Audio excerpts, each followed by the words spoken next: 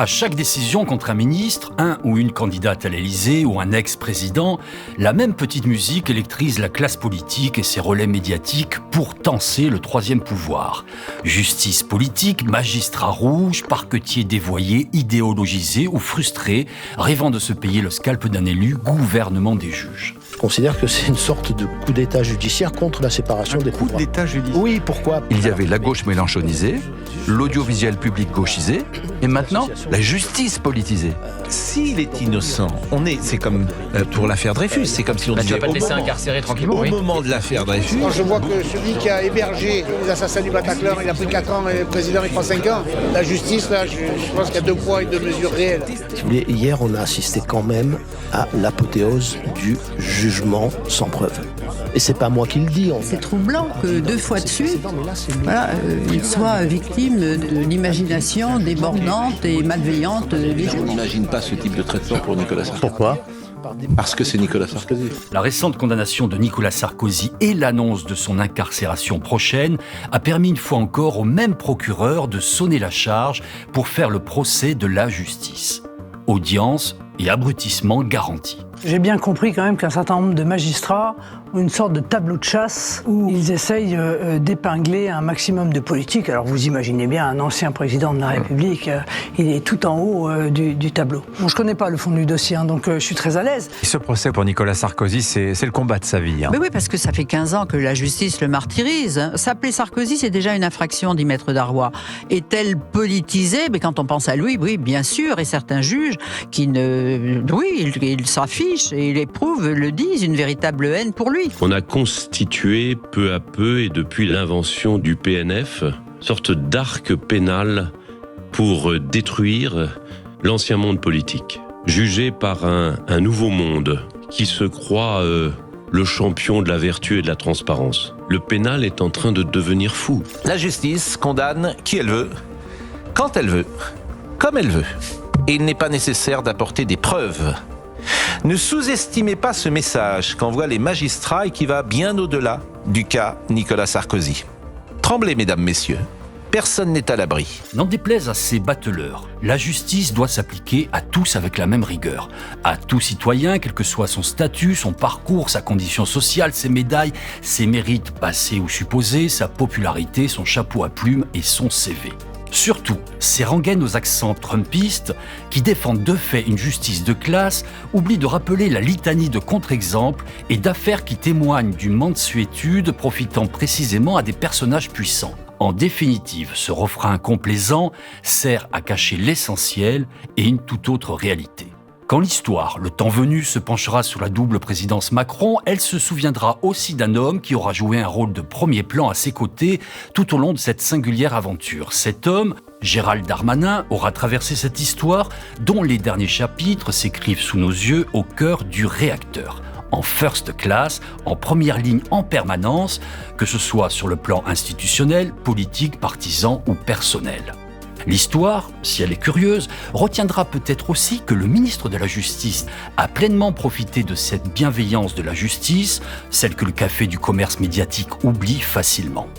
Ce poids lourd de la Macronie, à l'intérieur précédemment et auparavant au compte public, figure au premier rang de ces puissants épargnés. Gérald Darmanin est ressorti à peine égratigné par les plaintes pour viol et abus de faiblesse qui l'ont mis en cause coup sur coup au début de la présidence Macron. Un de ces dossiers a énormément inquiété en haut lieu. Mais au terme d'une procédure chaotique, l'affaire Darmanin-Patterson et les accusations de viol qu'elle portait a été refermée par la Cour de cassation en 2024. Ce dossier est aujourd'hui entre les mains des juges européens. Saisie par la plaignante, c'est une révélation de Blast.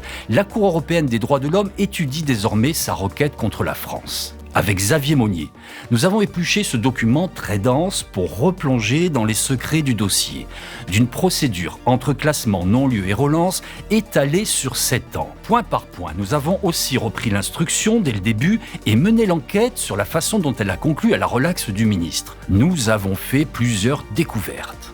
C'est une enquête de la cellule investigation de Blast.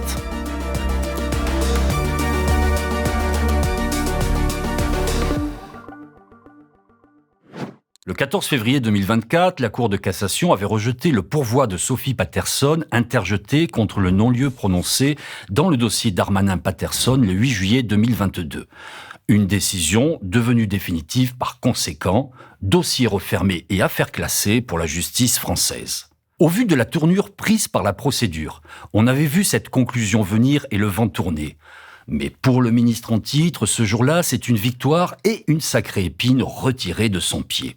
Pour la 6e fois, se félicite dans un communiqué à la presse ses avocats, la justice affirme qu'aucun acte répréhensible ne peut être reproché à M. Gérald Darmanin. Tout le monde en était resté là. La justice en France était passée, elle avait fait ce qu'elle avait à faire, c'est-à-dire son travail, et la vie avait repris son cours, chacun dans le trafic et le chaos du monde. Mais voilà, la rentrée tout juste passée, Blast annonce une exclusivité. Avec ce titre, à la une de son site, la Cour européenne relance l'affaire Darmanin. En effet, c'est ce que relève Blast, le cas du ministre et le traitement judiciaire dont il a bénéficié sont à l'étude à Strasbourg. C'est là que siègent les magistrats de la Cour européenne des droits de l'homme. Nous avons eu accès à la requête déposée par les avocats de Sophie Patterson contre la France en juin 2024. Au vu de ce réquisitoire glaçant qui étrille littéralement sa justice et l'instruction, le pays des droits de l'homme a du souci à se faire. En parcourant ce document, le dossier comporte environ 500 pages de pièces et d'analyses, on est saisi. En pénétrant de la sorte dans les coulisses de la procédure, une mécanique qui a abouti à la relaxe définitivement actée en 2024, on découvre un concentré d'errements dans la prise en compte et le traitement des agressions sexuelles par la justice française. Dès le départ, l'enquête et l'instruction ont installé un déséquilibre flagrant entre les deux parties, la plaignante d'un côté, le mis en cause de l'autre.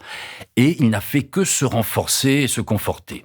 Très rapidement, de suspect, c'est ce qu'il est quand l'enquête préliminaire est ouverte en juin 2017 une première fois, puis relancée en janvier 2018. Gérald Darmanin est placé dans une situation très favorable, bénéficiant d'un a priori bienveillant.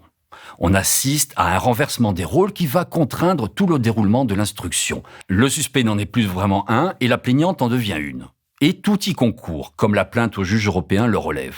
De sorte que la relaxe, actée par l'ordonnance de non-lieu de 2022 et confirmée définitivement en 2023 par la chambre d'accusation de la Cour d'appel, puis par le rejet par la Cour de cassation du pourvoi de Sophie Patterson en 2024, semble conclure une procédure qui ne pouvait se conclure différemment.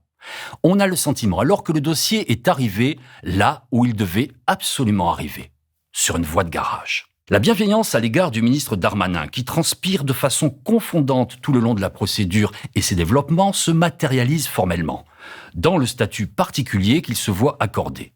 Un parti pris acté dès sa première comparution en audition libre. Le 12 février 2018, on est dans l'enquête préliminaire dirigée directement par le parquet de Paris. Elle sera classée quelques jours plus tard, puis la procédure réouverte à 2 reprises et encore refermée. Le mis en cause doit pour la première fois comparaître face aux enquêteurs. Le suspect de cette affaire de viol est reçu dans les locaux de la direction régionale de la PJ, à 2 pas du palais de justice de la Porte de Clichy, pour être, ouvrez les guillemets, entendu librement. Ce statut lui donne plusieurs garanties. Il ne peut être interpellé, autrement dit contraint par la force publique de s'y présenter, il ne sera pas menotté, il n'y a pas de garde à vue et il n'y aura pas d'audition qui s'éterniserait. Gérald Darmanin a en effet la possibilité de quitter les lieux, donc d'y mettre fin à tout moment s'il le souhaite. À l'évidence, son avocat, maître Pierre-Olivier Sûr, a su trouver les arguments pour convaincre le parquet de mettre les formes qui conviennent pour que cette audition ait une certaine tenue. Par la suite, quand le dossier est confié à un juge d'instruction, Darmanin sera placé sous le régime de témoin assisté. Pas de mise en examen par conséquent. Cette position et ces statuts le mettent dans la meilleure configuration et situation possible étant donné les circonstances. Cette position, on ne sait pas comment elle est décidée ou négociée au départ, le dossier ne le dit pas, n'est en effet pas seulement formelle et pas sans conséquence sur la suite. Ce choix arbitraire est d'autant plus discutable au vu des éléments et de la nature de l'affaire que le mis en cause est tout sauf un justiciable lambda, ce qui cumule et amplifie le phénomène. Au vu de son statut social et institutionnel, c'est lui reconnaître d'emblée une position en surplomb. Dans un autre monde, un vieux monde, celui d'avant Emmanuel Macron, il était convenu qu'un ministre mis en examen devait démissionner par souci de la séparation des pouvoirs. La tradition n'est plus à l'ordre du jour en Macronie. La République exemplaire, c'est pas la République qui fait zéro faute, ça n'existe pas de faire zéro faute, on en fait tous. Donc moi j'en ai fait une, c'est là où j'ai dit je suis responsable, parce que c'est moi qui ai embauché Alexandre Benalla. Et il a fait plein de choses très bien, mais il a fait aussi une faute grave. Bon. Par contre, la République exemplaire, c'est celle qui ne cache pas. Gérald Darmanin n'est pas mis en examen, comme on l'a vu, mais quand l'enquête démarre, il est ministre de l'Action des Comptes Publics, le 13e dans l'ordre protocolaire du gouvernement Philippe.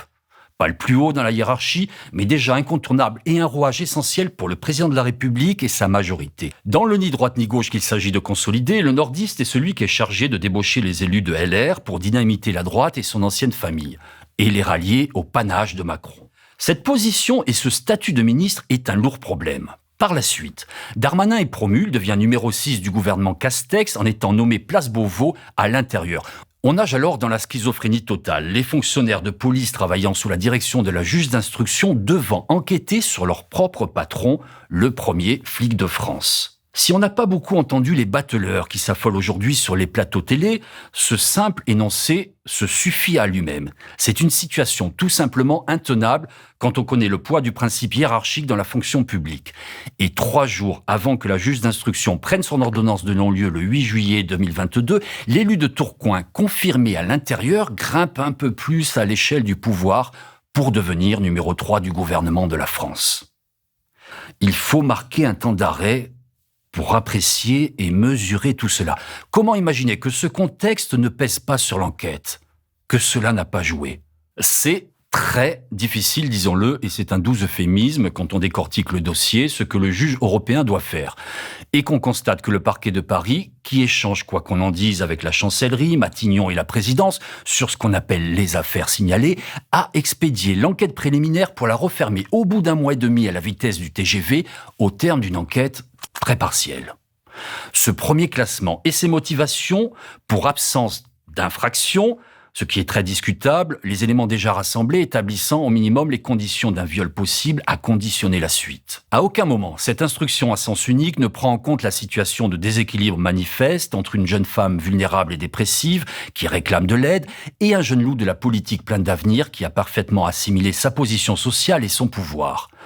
Les juges avaient pourtant de quoi peser la nature de cette relation asymétrique dans le dossier pour se faire un avis rationnel et équilibré sur l'intentionnalité de chacun.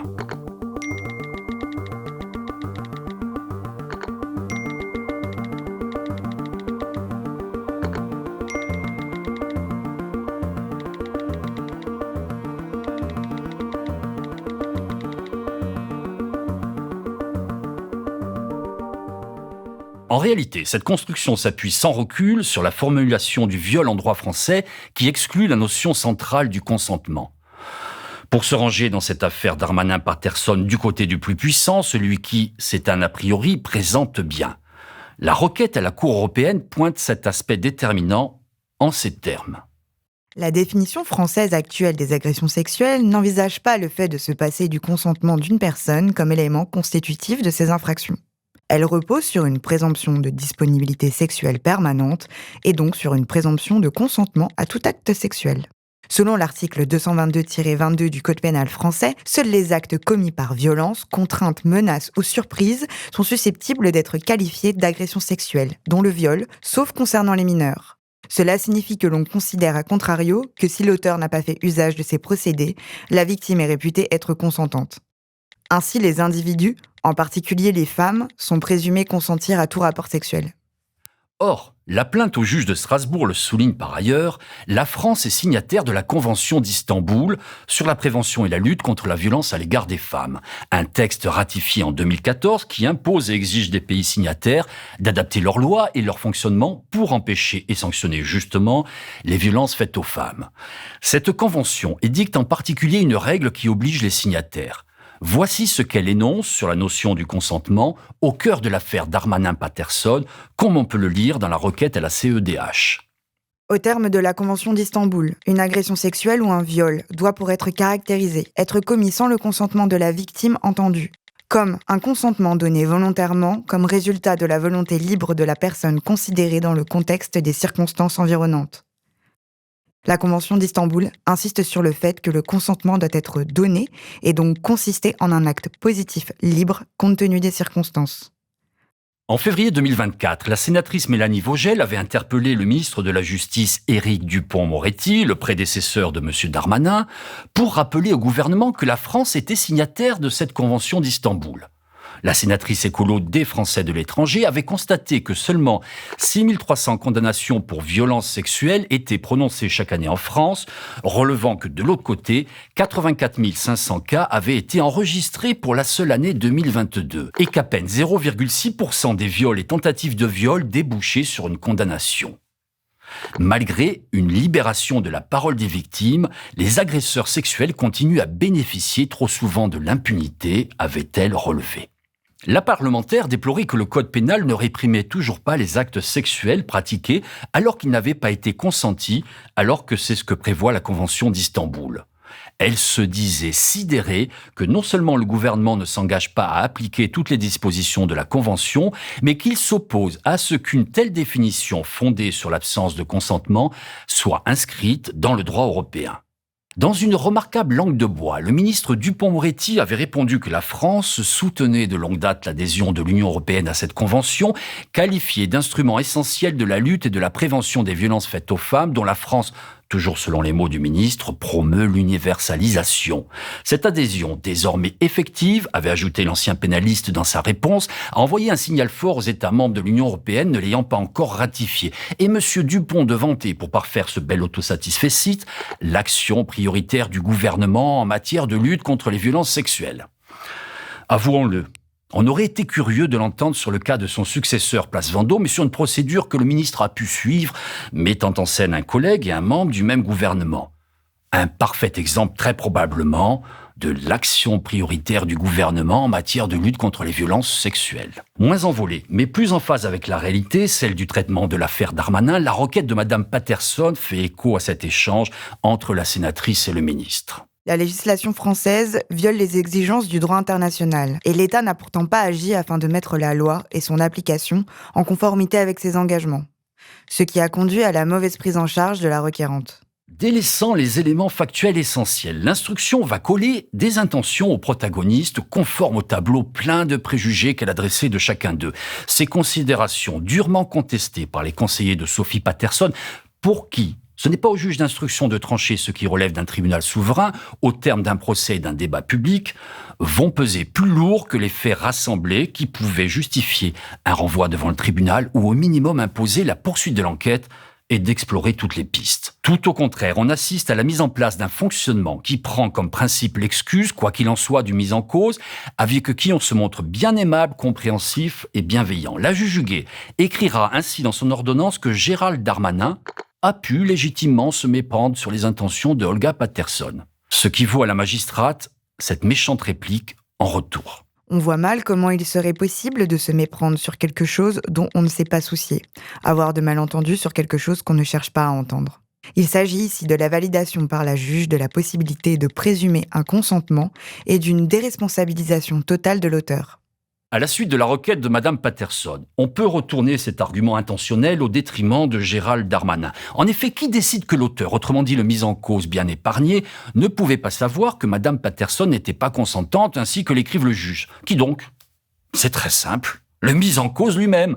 Résumons. Il suffit qu'il le dise, qu'il affirme qu'il ne s'en est pas rendu compte, c'est ce qu'a expliqué le ministre, et voilà. L'affaire est pliée puisque le suspect le dit lui-même. C'est donc sans prendre en compte le fait que l'auteur ait décidé, par exemple, de tout faire pour ne pas voir ses potentielles manifestations ou pour ne pas s'en préoccuper, aveuglement volontaire, que l'élément moral est étudié. Cingle la plainte à la Cour européenne de justice.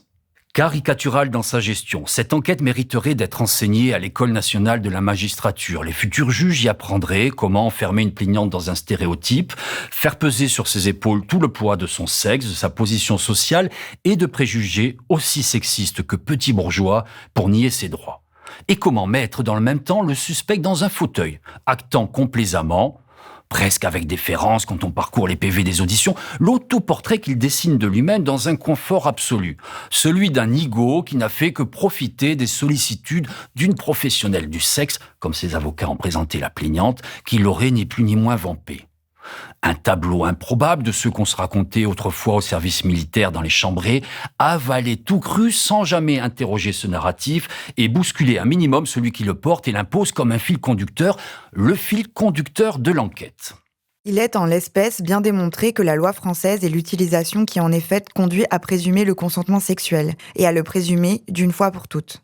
Ici, toute la responsabilité incombe donc, selon les juges, à la victime. Devoir anticiper une potentielle agression, ou du moins une tournure sexuelle des choses, éviter tout contact, s'opposer clairement et fermement, car indiquer devoir partir ne semble pas suffisant, et fuir.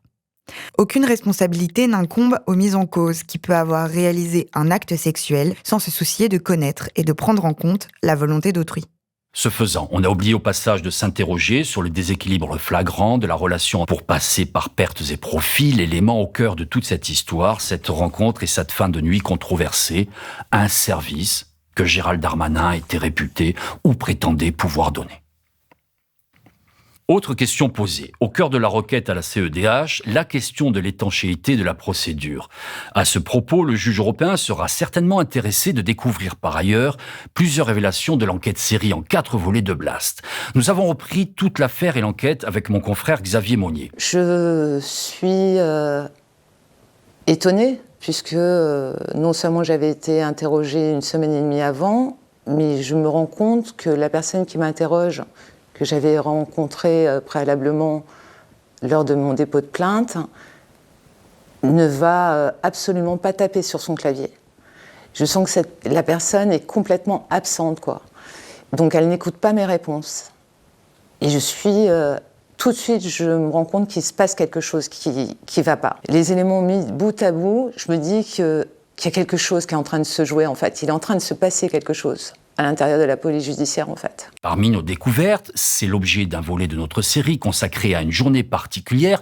Nous avons constaté que l'avocat du ministre mis en cause se trouvait dans le même bâtiment que la plaignante au moment où elle était entendue pour la seconde fois après sa seconde plainte de 2018.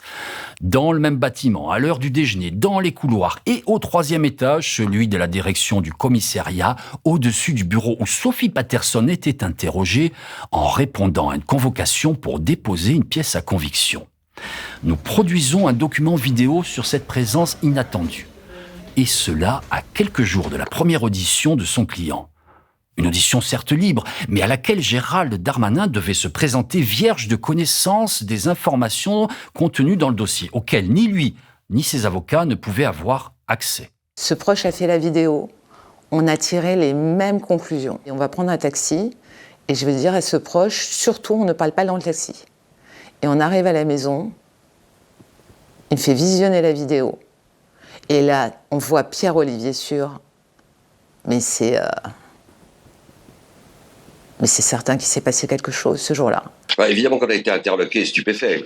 En 45 ans d'exercice de la profession, c'est la première fois que je vois une vidéo qui atteste de la présence de l'avocat, pas n'importe lequel, d'un mis en cause, pas n'importe lequel, dans un commissariat de la République, de façon concomitante avec la présence de la plaignante, Sophie Patterson, qui a été entendue quelques jours auparavant, qui vient remettre son portable pour se réfléchir. À cette occasion, il y a une discussion informelle avec la policière. Qu'est-ce que vient faire Pierre-Olivier Sûr au commissariat? Comment est-ce qu'il est rentré? Quel appui a-t-il eu ou recherché pour permettre de se rendre, pas simplement au commissariat, mais dans le cœur de la hiérarchie, c'est-à-dire dans l'étage où tient la direction du commissariat? Qu'est-ce qu'il est venu chercher comme information? Quelle information a été partagée, par qui et comment? Il y a toute une série de questions très lourdes qui se posent, qui appellent de notre part un certain nombre d'initiatives, certainement. Donc, enquête IGPN, puis il y a des questions sur les comportements des policiers, en termes de déontologie policière, il y a des questions sur la connaissance qui a pu être celle d'un certain nombre de ministères ou de l'appui permettant cette éviction, cette intrusion. On est en pleine enquête préliminaire, c'est une enquête secrète, elle est sous le contrôle du parquet, et le caractère secret a été malmené, éventé sans précédent. Donc il faut pas se tromper, il faut en avoir le cœur net. C'est une galerie de personnes, fonctionnaires, policiers, évidemment l'avocat lui-même, qui doivent s'expliquer. Un des éléments factuels de la requête qui a été déposée il y a déjà un bon moment devant la Cour des droits de l'homme, Sophie Patterson, au fin de devoir condamner la France pour manquement à un certain nombre de principes fondamentaux du procès équitable. Cette vidéo a la vocation à être communiquée au juge de Strasbourg. Elle est de nature à illustrer, peut-être conforter ce climat de soupçon, d'interrogation. Les précédents avocats de Sophie Patterson ont parfaitement mis en relief dans leur requête, de soulignant une asymétrie de traitement. Il y a bien d'autres facteurs qui peuvent, de façon relativement invisible et sans trace, parfois corrompre le caractère impartial d'une procédure. Il y a un principe aussi qui est celui de la séparation du pouvoir. Quand un ministre dépêche son avocat, qu'en est-il des autres ministères? Est-ce qu'ils ont été informés, en temps réel, après coup? À toutes ces questions, eh bien, il va falloir, de façon très sérieuse, que des réponses très précises soient fournies à toutes ces interrogations. C'est donc sur ce fiasco que la Cour européenne doit se prononcer. Le spectacle consternant d'une justice qui s'assoit sur des principes et des impératifs aussi fondamentaux que l'impartialité de l'enquête, la séparation des pouvoirs, l'équilibre et l'égalité entre les parties, ou encore le respect des droits procéduraux. Conséquence, la France risque de se retrouver condamnée pour avoir nié les droits procéduraux de la plaignante, victime présumée de ce dossier, et pour avoir, en sens inverse, favorisé un homme puissant, un ministre en exercice, mis en cause dans une affaire de viol. Je vous conseille de vous rendre sur le site et l'application de Blast si vous aimez le journalisme, le vrai et l'enquête, pour découvrir ces éléments et de nombreux documents que nous publions et lire nos informations sur la stratégie mise en place par les conseils du ministre Darmanin pour museler la presse, sur les rendez-vous en coulisses du ministre pour mobiliser des soutiens puissants à quelques jours de son audition au sein de la Macronie et de la Sarkozy, à commencer par son mentor Nicolas Sarkozy lui-même, ou dans la sphère institutionnelle, sur l'action d'un journaliste démineur, spécialiste du sauvetage en Sarkozy encore, quand son chef ou l'un de ses poulains est mis en difficulté dans une affaire judiciaire. Il est également et encore question, dans un autre volet, document exclusif à l'appui, là encore, d'un échange entre le parquet et de mystérieux correspondants tenus informés à la minute de l'avancée de la procédure, ou d'un expert et de ses antécédents dont l'avis va définitivement faire pencher la balance pour conforter l'épouvantable tableau fait de la plaignante. De quoi, d'ores et déjà, se faire une idée précise de la façon dont Gérald Darmanin a finalement été relaxé, vous aussi, comme les juges européens.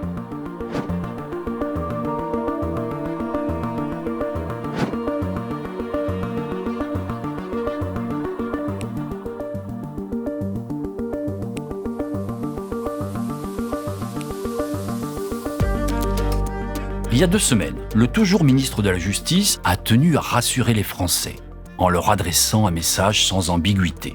Les victimes doivent être au centre des préoccupations de la justice, à chaque fois que l'une d'entre elles demande protection aux forces de l'ordre et à la justice, et que nous n'avons pas réussi à la protéger, c'est un profond et terrible échec. Ce message répond à l'émotion suscitée par un féminicide, le meurtre d'Inès Messelem, tuée par son ex-compagnon dont les alertes n'ont pas été entendues. Son auteur, ce ministre plein d'humanité, de bon sens, attentif aux attentes des justiciables, tout le monde le connaît. Il s'appelle Gérald Darmanin.